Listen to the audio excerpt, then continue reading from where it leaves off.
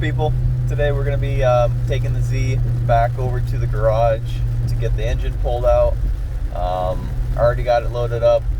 Here's the clip of it, leaving the driveway from where I had it. And, now we're behind it at the moment. So taking it up to go get the engine pulled out. Not the best weather. It is kind of raining at the moment, off and on, but it is what it is. We got the Z on the trailer, so that's what matters, and should be cool.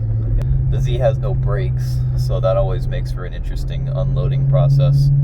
Hopefully we can get on kind of like flat ground, so that when we roll it off, it kind of just stops. Versus the place that we offloaded before, or the place I was storing it, is kind of a downhill slope, so like the car wanted to roll away. Luckily we had a safety chain on it, holding it so that it couldn't go as far.